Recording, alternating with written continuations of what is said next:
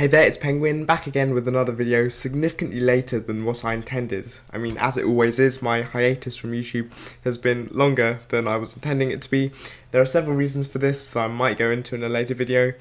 What I'm doing today is continuing a series that I started a while ago, which is Unlocking Archery. In the first episode of this, I talked about why the crosshair in Skyrim is pretty misleading in terms of getting your arrows to where you want them to go to, due to the trajectory of the arrow and gravity playing its part.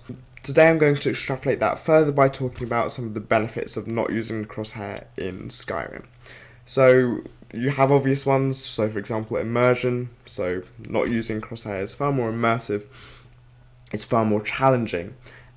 And this plays into one of the reasons why I like the Archer playstyle and the Sneak playstyle more than any others in Skyrim. Skyrim is an old game, it was released in 2011.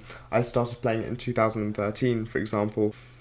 And if you look at other playstyles, if you look at melee-dominated playstyles, the gameplay itself is rather simple, and it's simple at low level, and then as you get to higher level, it still kind of retains those simple mechanics.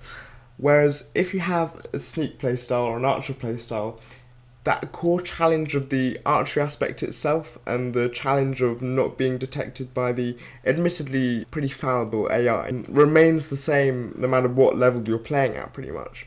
And removing the crosshair just adds to that sense of challenge. A reason that resonates pretty strongly with me is the aesthetic. So for lots of build videos, most build YouTubers, the only one I can think of off the top of my head who retains the HUD is Bad Company Sarge. Most people who make build videos completely forego the HUD, and this includes things like the crosshair, and it just makes the game look cleaner, it makes for a better aesthetics. That's a pretty strong reason for me. And I did say earlier that no crosshair archery adds to the whole challenge. However, there is actually a genuine reason why you would choose no crosshair over crosshair, and this is mainly to do with mid to long range archery. This allows you to judge shots using a technique common in bare bow and traditional shooting called gap shooting. And essentially gap shooting is using the tip of your arrow as your sight picture, as opposed to in the game where you'd use your crosshair, and actually judging your shot based off the environment and lining the tip of your arrow with certain landmarks of your environment to judge the elevation of the shot. And this is pretty beneficial, as I mentioned in the first episode, within the context of the crosshair, because like I say, the crosshair is pretty misleading. It doesn't really help you to judge the distance from the trajectory, because of course the further away your shot is, the more arrow drop you will have, just due to gravity having a stronger effect on the arrow. And this is actually modelled pretty well in Skyrim. So the simple crosshair won't really cut it.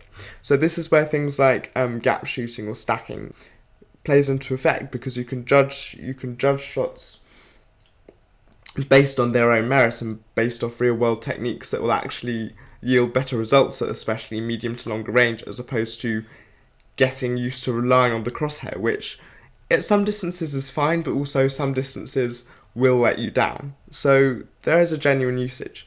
And after a while of shooting without the crosshair, you'll start to, based off your own experience, you'll be able to essentially judge gaps based on the environment and be able to make shots more accurately that way. And yes, you're not going to be quite as precise, particularly on the left-right of the shot, but it is going to, you'll have to second-guess yourself a lot less once you start shooting in this way. And it will take a while, but for some people you will see a benefit.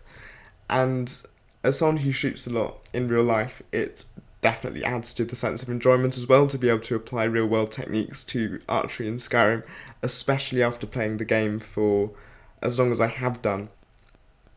But yeah, I mean, that's really all I have for this video.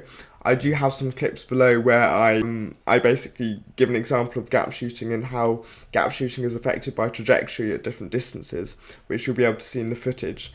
I did record this footage a very long time before doing this commentary. I think it was probably about a month in advance, just because I've been procrastinating so much about making YouTube videos.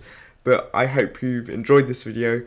I might do one for a follow-up episode of this. I will be moving on to other content as well, other Skyrim-based content. But anyway, thanks for watching, and see you next time, hopefully, with another video.